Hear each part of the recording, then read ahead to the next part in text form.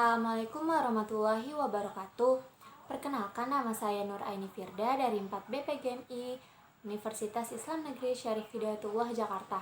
Di sini saya akan menjelaskan tentang materi-materi yang sudah dipelajari selama perkuliahan 1 semester ini dalam mata kuliah Bahasa dan Sastra Indonesia MISD.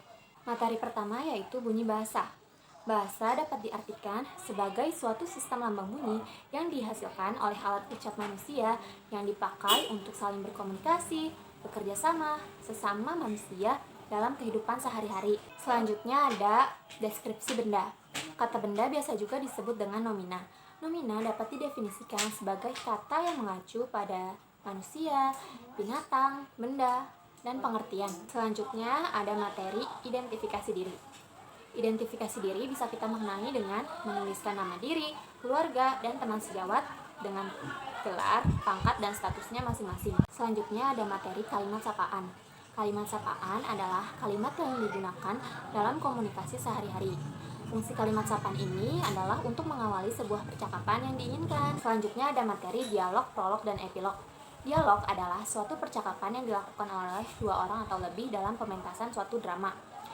Sedangkan prolog adalah kata pendahuluan dalam sebuah lakon drama yang berfungsi untuk memberikan gambaran kepada para pembaca dan para penonton agar dapat mengikuti sebuah lakon drama yang disajikan.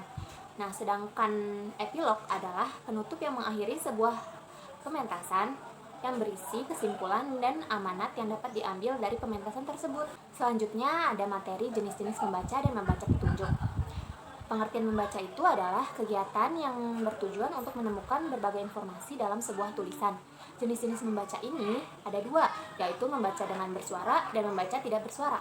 Sedangkan membaca petunjuk adalah kegiatan yang di dalamnya terdapat ketentuan-ketentuan yang harus diikuti dalam melaksanakan sesuatu. Selanjutnya ada materi tata cara membaca puisi dan prosa. Puisi merupakan karya sastra yang disusun untuk mengekspresikan ide, gagasan, perasaan, dan emosi penyair dengan menggunakan sebuah kata-kata yang indah melebihi bahasa yang digunakan sehari-hari. Sedangkan prosa itu adalah karangan bebas yang tidak terikat oleh banyaknya baris, suku kata, dan di setiap barisnya tidak terikat oleh irama. Selanjutnya ada materi menulis tegak bersambung. Menulis tegak bersambung adalah ragam tulis indah dengan menulis huruf yang saling bersambung tanpa mengangkat alat tulis. Selanjutnya ada materi ringkasan. Ringkasan merupakan hasil merangkum dari suatu tulisan menjadi suatu uraian yang lebih singkat dengan perbandingan secara proporsional antara bagian yang dirangkum dan rangkumannya, dan penulisannya ini bersifat secara formal. Selanjutnya ada materi tentang parafrase. Parafrase adalah suatu pengungkapan kembali suatu teks atau karangan menjadi yang lain tanpa mengubah pengertiannya.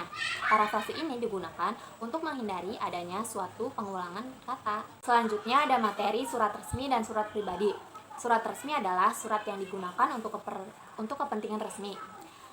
Surat resmi ini biasa disebut juga dengan surat kedinasan. Fungsi surat resmi ini adalah untuk sebagai bukti adanya suatu kepercayaan atau suatu kegiatan. Contohnya itu seperti surat izin, surat tugas, surat rekomendasi, dan lain-lain. Sedangkan surat pribadi adalah surat yang digunakan antar individu untuk keperluan pribadi. Surat pribadi ini ada dua jenis, yaitu surat pribadi biasa dan surat pribadi resmi.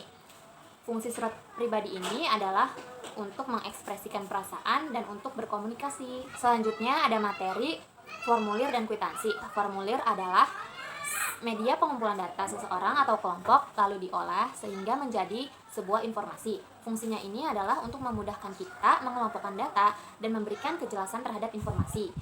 Sedangkan kwitansi adalah sebuah lembaran berupa bukti transaksi. Fungsinya ini adalah sebagai bukti adanya transaksi berupa dokumen atau dana. Selanjutnya materi yang terakhir yaitu pidato. Pidato adalah kegiatan berbicara di depan orang banyak dalam rangka menyampaikan suatu gagasan yang bertujuan untuk memotivasi dan memberikan suatu informasi. Pidato ini berfungsi untuk melatih dan memudahkan komunikasi antar sesama. Cukup sekian penjelasan materi yang sudah saya sampaikan. Kurang lebihnya mohon maaf. Wassalamualaikum warahmatullahi wabarakatuh.